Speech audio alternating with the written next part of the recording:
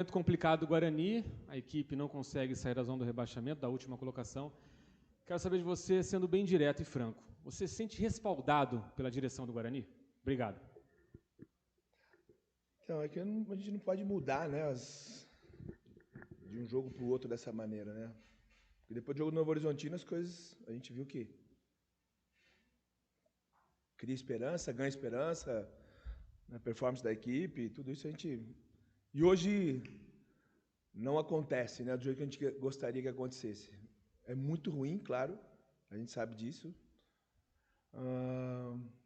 Mas é o que a gente está falando. Como é que você constrói alguma coisa trocando a todo momento? Se é essa a solução, é muito simples de fazer, né? Agora a gente precisa encontrar um caminho, como a gente vinha fazendo, como a gente vem fazendo, tentar encontrar um caminho para você conseguir sair desse momento ruim, né?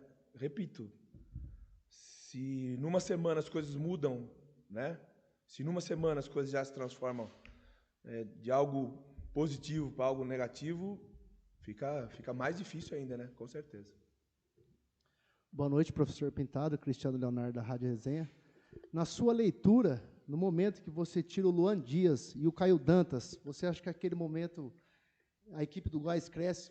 Na sua leitura, acho que ali foi a mudança de postura da equipe adversária? Não, então, são situações que só quem está aqui dentro sabe, né? O Caio vem de uma lesão, quase uma lesão na coxa.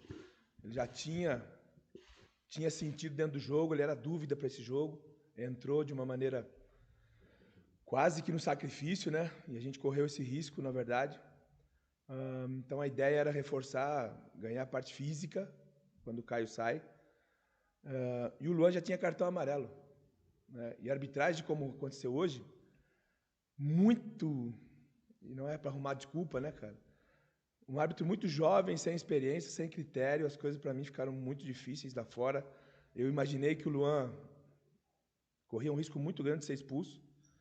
Então, quando a gente faz a substituição, é para a gente voltar a encaixar, né? Porque a gente estava com só um volante, que era o Bispo. A gente estava sem o lateral direito, e o João jogou por ali. Então, a gente tentou recompor a equipe, né? A ideia era recompor a equipe. Mas, repito, o problema nosso é a bola parada, né?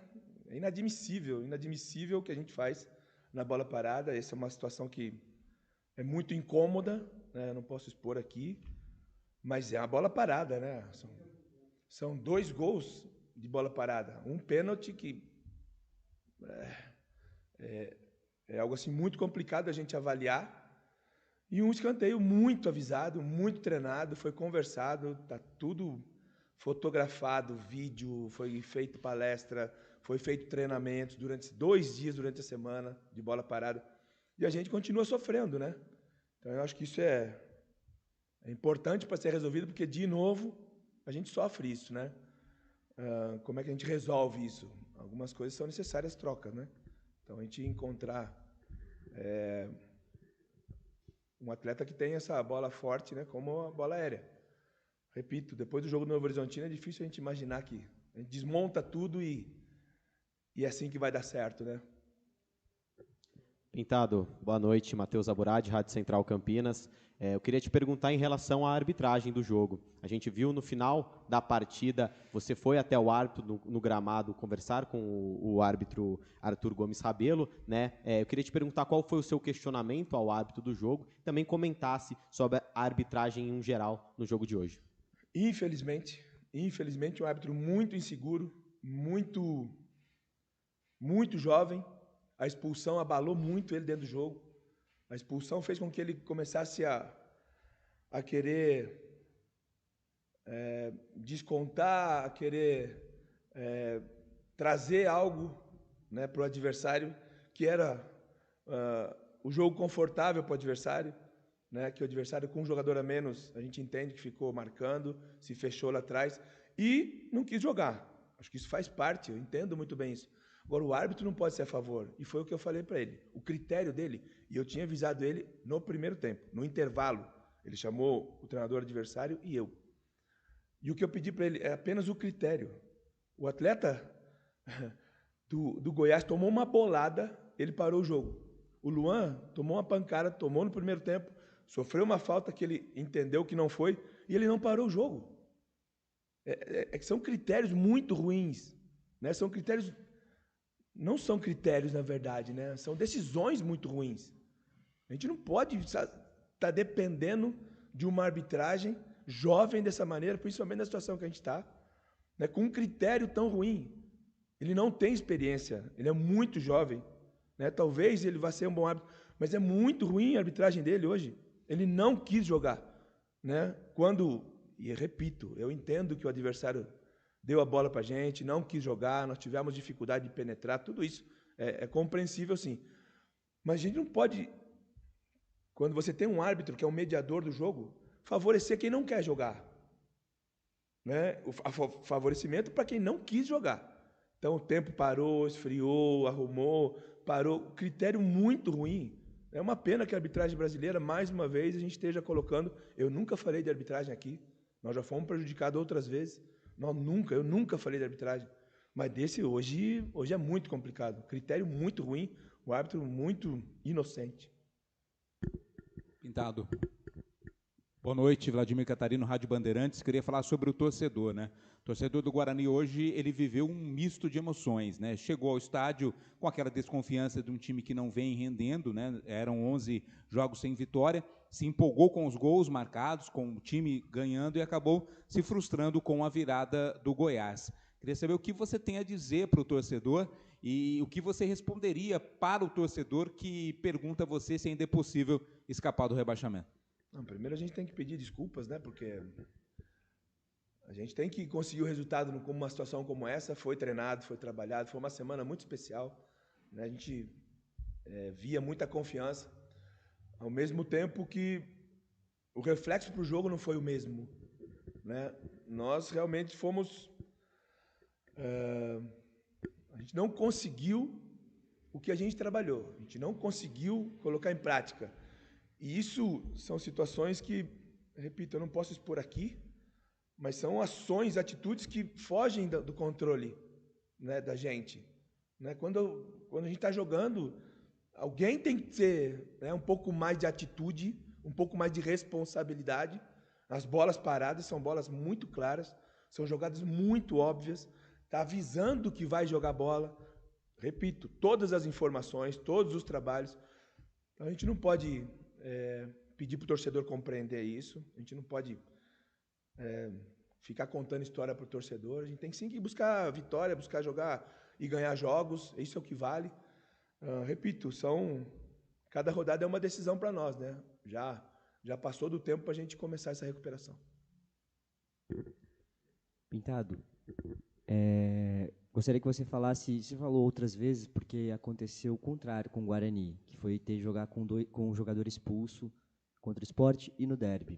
Queria que você falasse a respeito dessa situação, como é que também você orientou a equipe jogando com essa vantagem numérica. O Matheus falou com a gente, o Matheus Salustiano, no final, que achou que faltou malícia do clube durante o jogo. Queria que você falasse a respeito disso.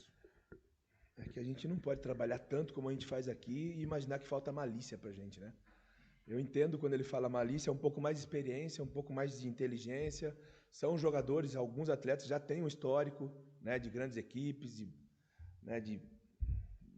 de jogos realmente pesados, importantes, momentos difíceis como esse, que eles precisam responder isso para a gente. Porque senão fica muito simples a gente falar e pedir as coisas. E a tomada de decisão é do atleta, né? A gente tem que discutir isso, a gente tem que conversar sobre isso. Eu só quero entender qual foi a dificuldade com um jogador a mais, né? A gente sabendo que eles têm só o Regis na frente, né? Muitas vezes nós ficamos com 3 para marcar 1. E foi conversado, foi avisado, né? Eu estou sem voz aqui porque a gente pediu para que adiantassem um pouco mais. Mas essa dificuldade, né, de construir o jogo passa por uma construção, passa por características. Você pensar que você tem só o Luan Dias como meia, armador, né? Então são funções que a gente precisa, o Guarani precisa encontrar a solução. Nós só temos um meia que é o Luan. Você não tem nenhum outro, a gente não tem nenhum outro jogador com características para ser um armador, para um passe de gol, para uma bola filtrada, para que a gente consiga fazer valer essa superioridade numérica. Pintado, tudo bom? Vinícius Sabaca, TV Bandeirantes. Você disse que o Caio Dantas jogou no sacrifício, foi dúvida durante a semana por desgaste muscular. Esse intervalo de tempo, aí, esse curto intervalo de tempo, deu para analisar? Você acha que ele preocupa também para a partida contra o Amazonas na próxima quarta-feira? Em algum momento o Caio vai ter que parar. Em algum momento o Caio vai ter que ficar de fora. A gente está preparando já. Né? Os trabalhos dessa semana foram para trabalhar, para jogar com o Paraíso, com o Caio, para que o Caio tivesse que dispensar menos força, para o Paraíso ser mais, né, esse jogador de potência, de arranque, de disputa, e o Caio tentando guardar as forças, né, para o Caio ser mais esse pivô. Até o Daniel entrando, né, a gente tem essa informação também, para que a gente consiga recuperar o Caio. Me preocupa muito, e repito, o Caio vai ter que parar em algum momento. E o que a gente vai fazer quando não tiver o Caio? Nós temos jogadores que precisam responder, né? Eu preciso acrescentar algo para que o Caio tenha um suplente em condições também de render como o Caio rende. Pintado, boa noite. Sou Victor Freitas, do Bugricast. Na sua primeira resposta, você falou que essa troca excessiva que faz parte desse ecossistema do Guarani prejudica uma construção, né? Imagino que o senhor se refira a técnicos, à diretoria de futebol, mas tem uma coisa que não mudou desde o começo da temporada, que é o Conselho de Administração. São as mesmas pessoas tomando as decisões. Pelo seu conhecimento de futebol, anos no esporte, dentro e fora de campo, você acha que quem gere o Guarani hoje tem a expertise necessária para tirar o time dessa situação? É difícil a gente falar da parte política, né? O meu lado é o lado esportivo, dentro de campo. Essas pessoas têm dado apoio, têm dado suporte. Não é esse o problema. Talvez o início, né, pode não ter sido feliz, mas você não tem uma receita para fazer isso, vai dar certo. Assim, 100% você tem condições, né, de fazer um campeonato seguro. As coisas precisam acontecer dentro de campo, né? Nós tivemos na frente 2 vezes hoje. É algo que a gente tinha que responder, né?